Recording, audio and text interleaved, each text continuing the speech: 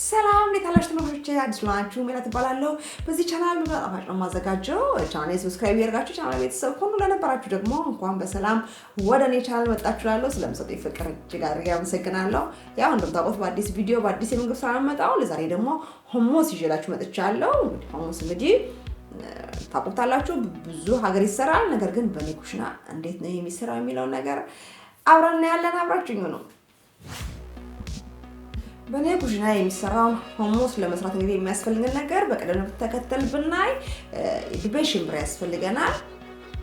በመቀጠል የቀይ ስር፣ ቃሪያ፣ ሎሚ፣ የነጭ ሽንኩርት፣ ከሙን፣ ታሂኒ ወይንም በአማርኛ የሰሊጥ ቅቤ፣ ጨው፣ ዘይት እና ቆንጆ በርበሬ ናቸው። ስራችን ስንጀምር እንግዲህ እዚህ ጋር ዱቤ ሽምብራ አለኝ። የዱቤ ሽምብራዬን ለ6 ሰዓት ያክል መዘፍዘፍ አለባችሁ። ከፈለጋችሁ እናንተ እንደዚህ ቅርፊቱን እንደዚህ ያደርጋችሁ ማሳት ትችላላችሁ። እኔ ግን ምንም ስለማይረብሽኝ ቅርፊቱን ስለምፈልገው አብሬ ያደርገዋለሁ ማለት ነው። ከእናንተ ካረበሻችሁ አብራችሁ ብትቀቅሉት ብዬ እመክራለሁ። ምክንያቱም ብዙ ንጥረ ነገር ቅርፊቱ ላይ ነው ያለው። በመቀጠል እንግዲህ ሽምብራችን አይበስልንም ብላችሁ ካሰባችሁ ሶዲየም መጨመር ትችላላችሁ። አልያም የሽምብራችሁን ጸባይነታችሁን የምታውቁት ለረጅም ሰዓት ቀቅላችሁ እንግዲህ ሙክክ እንዲል ማድረግ ነው። የመጀመሪያው ስራ የምናደርገው ነገር ቢኖር ሽምብራችንን እንደዚህ እንጨምራለን። ዋለው ብረት ድስት ውስጥ እሳታችንን እንለኩሳለን። እንዲዘለል እስከሚለው ውሃዬን ጨምሬ ማብሰል ነው ማለት ነው። ሽምብራዬን አዘጋጃለሁ። በመቀጠል እዚህ ጋር 2 ቀይ ስር አዘጋጅቻለሁ። አንዱን ነው የምጠቀምበት። ለቀይ ስሬም በቂውን ያህል ውሃ ጨምራለሁ። ቀይ ስሬንም ማብሰል ነው እንግዲህ። ይሄው እንደምታዩት ሽምብራዬ ቀቅያለሁ አሳይቻችኋለሁ። አሁን ደግሞ ቀይ ስሬን በዚህ መልኩ ቀቅዬ ከታትፌ ይዤ መጥቻለሁ ማለት ነው። ዛሬ 2 አይነት ሁሙስ ነው የምንሰራው። የመጀመሪያው በሽምብራ እና በቃሪያ በከሙን ሎሚ እና ታሂኒ አብሮ የሚሰራ ይሆናል። የሚያክል ሽምብራ ካስገባው በኋላ እንግዲህ እፈጫለሁ ማለት ነው።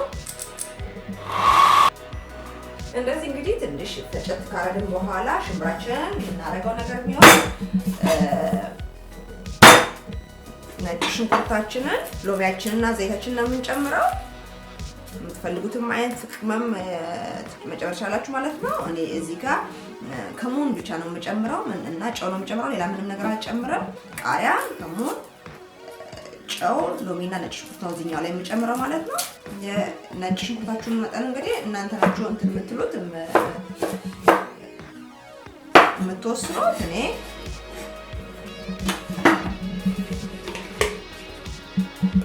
እንደምታዩት 2 ነጭ ሽንኩርት ጨምሬያለሁ።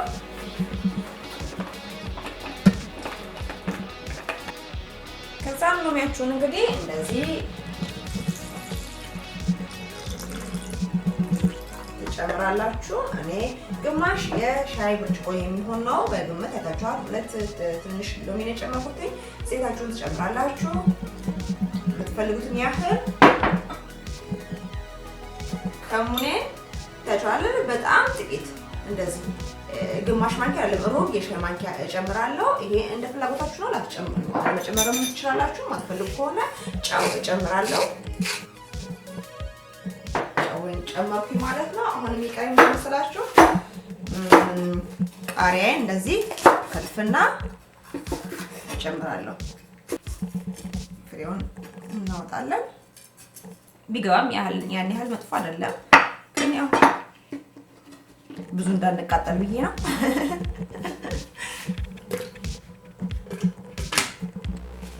ሁሉም ነገር ጨምረናል። ከታጠቀ እንደዚህ ያዘውና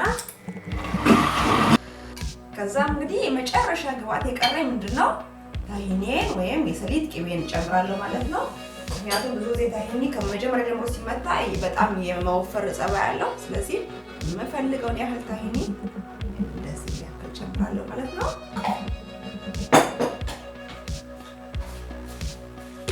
ቆንጆ ነው የተፈጨልኝ። ስለዚህ ትንሽ እንደዚህ አብሬ አዋህደዋለሁ ማለት ነው። ተሻለ እየወፈረ ሲሄድ ማለት ነው። እንዲህ ሲሆን አበቃለሁ ማለት ነው። ተዋህዶልኛል። በነገራችን ላይ ጨውን ሁሉንም ነገር ቀምሼዋለሁ። በጣም ቆንጆ ነው። አያችሁታል? ቀጭን አለ፣ ወፍራም አለ። ከዚህ በላይ በመታው ታሂኒውን ማለት ነው ወይም የሰሊጥ ቅቤ እየወፈረ ይሄዳል ማለት ነው። ምክንያቱም ዘይት አለው ውስጡ። ቆንጆ ትንሽ የሚፋጭ የሚያቃጥል ኢትዮጵያዊ ቃሪያ ያለው ቆንጆ ሁሙስ ሰራን ማለት ነው። አውቃለሁ በሌላ ሀገር አረብ ሀገር ምናምን ያነክሩሽ ካላችሁ አይሰራም በበርበሬ በቃሪያ። ግን ይሄ የራሴ ሬሲፒ ነው ማለት ቃሪያው መጨመሪያ ማለት ነው። ስለዚህ የምናደርገው ነገር ቢኖር ይሄንን አምጥተን እንዳማረበት እዚህ ውስጥ እንገለብጣለን ማለት ነው።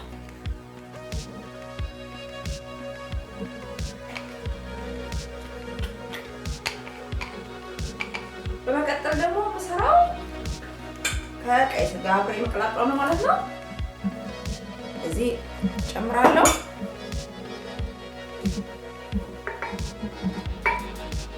ቀይ ስሬ በቂ ነው የምለውን ጨምራለሁ።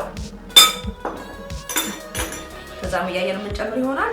እዚህ ጋር ሁሉንም አንድ ላይ የምንጨምረው ምክንያቱም ቀይ ስሩም ጠጣር ስለሆነ በደንብ አርጎ ስሙዚ እንዲያረግልን ማለት በደንብ አርጎ ፍጭት እንዲያረግልን ማለት ነው። ክሪሚ እንዲያረግልን ማለት ነው። ስለዚህ ፈሳሽ ነገር ያስፈልገዋል ማለት ነው። እንደዛ ደግሞ እንዲሆን ምክንያቱም ቀይ ስሩም ጠጣር ነው፣ ሽምብራውም ጠጣር ነው። በምንፈልገው መጠን ሊፈጭ አይችልም ማለት ነው። ቆንጆ በርበሬ ጨምራለሁ። የቅድሙ ላይ አልጨመርኩም። ያ የኔ ፍላጎት ነው። እናንተ ከፈለጋችሁ መጨመር ትችላላችሁ።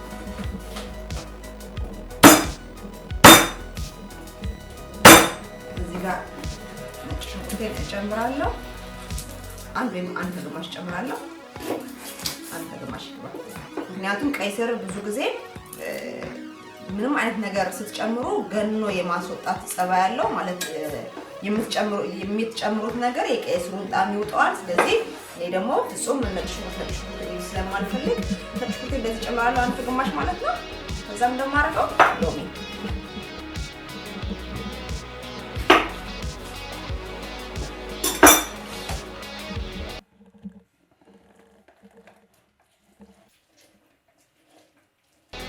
ሁለት ሎሚ ነው ያደረኩት። የመጨረሻ አንድ ግባት የቀረ ምንድነው? ታሂኒ ማለት ነው። ነገርኳችሁ መጨረሻ ላይ እጨምራለሁ። አሁን እንቀምሳለን። ታያችሁ በደንብ ክሪም ሆኗል። ቆንጆ ነው ሁሉም ነገር። ነገር ግን ትንሽ ዘይት ያስፈልገዋል። ስለዚህ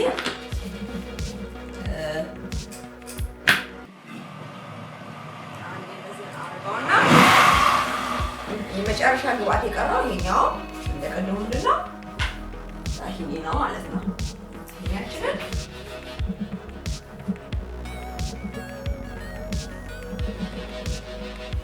ጨራለ የሚያክል ጨምራለሁ ማለት ነው። ከድናለሁ እንደገና እንደዚህ አድርጌ እንግዲህ ታሂኒያችንን ደግሞ አዋህዳለሁ ከሌላው ከቀረው ግብአት ጋር ማለት ነው። ይሄን ያህል ከተዋሃደ ይበቃል ማለት ነው። ይሄኛውንም እንገለብጣለን ማለት ነው። ዋው በእውነት ከለሩ ራሱ እንዴት እንደሚያምር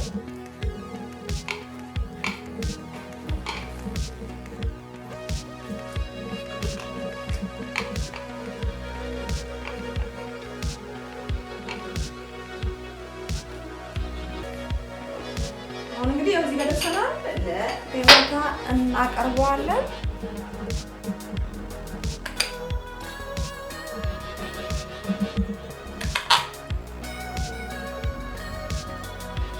ሲያደርጋለሁ የቀይ ስሬንም እንደዚሁ ከጎን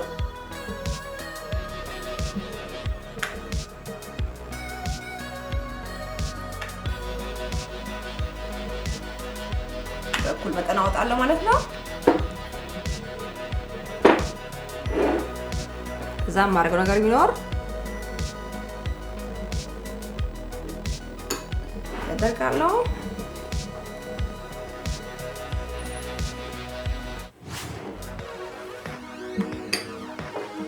አደርጋለሁ ማለት ነው።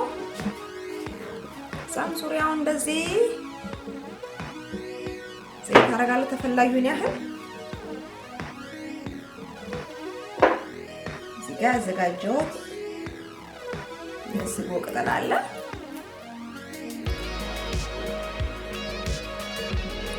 ደግሞ እዚህ ጋር ለማስዋቢያ እንካም በጣም ቆንጆ ሆነ ይመስለኛል።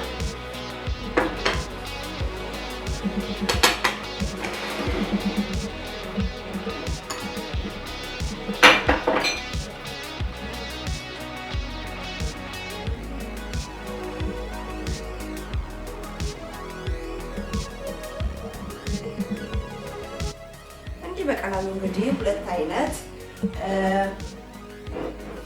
ሁሙስ ሰራን ማለት ነው። በጣም ቆንጆ ጤናማ ነው። ተቃላችሁ ሁሙስ ምንም ጥያቄ የለውም። እንቀምሰዋለን። እኔ በኩብዝ ነው ዛሬ ያመጣሁት። የምትፈልጋችሁ ቶስት ሆነ ዳቦ በምትፈልጉት ነገር በድርቆሽ እንጀራ በጣም ቆንጆ ነገር ነው።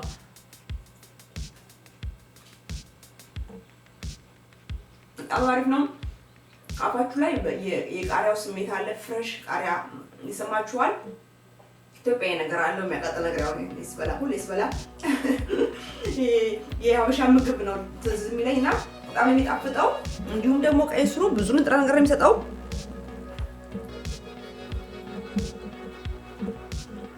በጣም ቆንጆ ነው። ነጭ ሽንኩርቱ አልበዛም ነግራችኋለሁ። ቀይ ስር ብዙ ቅመም ስትጨምሩ ኤኒቲንግ ጨው፣ ሽንኩርት ሁሉ ነገር ስትጨምሩ ቀይ ስር ላይ በጣም ገኖ ይሰማል እና ስንጨምር ሁሉ በጣም ተጠንቀቅ መሆን አለብን። ጨው ራሱ ምክንያቱም ቀይ ስር በባህሪው ስኳር ነው የሚለውና ብዙ ደግሞ የገነነ ቃና የለውም። ስለዚህ የሌላን ቃና ቶሎ የመቀበል ጸባይ ያለው። ስለዚህ የጨመርነው አንድ ከግማሽ ነጭ ሽንኩርት በቂው ነበር ማለት ነው። በጣም ቆንጆ ነው። ሎሚ አለ፣ ሁሉ ነገር ጥሩ ነው የሆነው። ቆንጆ ነው ያልኩ እንግዲህ ጊዜያችሁን አልሸማባችሁ። ለማንኛውም ይሄን ይመስላል እንግዲህ ሁሙስ በቀላሉ ሰርተናል ማለት ነው። ሌላ በቆንጆ ቪዲዮ እስክንገናኝ ድረስ አዲስ ሆናችሁ ቻናሌን ሰብስክራይብ እያደረጋችሁ ደወል ምልክቱን በመጫን ኦል የምትለውን ክሊክ አድርጋችሁ ሁሌም ስራ ቪዲዮ ለእናንተ ይደርሳሉ። ምክንያቱም አበረታቱኝ፣ አዲስ ነኝ። ሁሌ ከጎኔ ስለምትሆኑ የነበራችሁ ሁሌ እንደምላችሁ ከልብ አመሰግናለሁ። እግዚአብሔር እንግዲህ ዓለማችንን ጤና ያድርግልናለሁ። በሚቀጥለው ቪዲዮ እስክንገናኝ ድረስ ሰላም ሁኑልኝ። ቻው።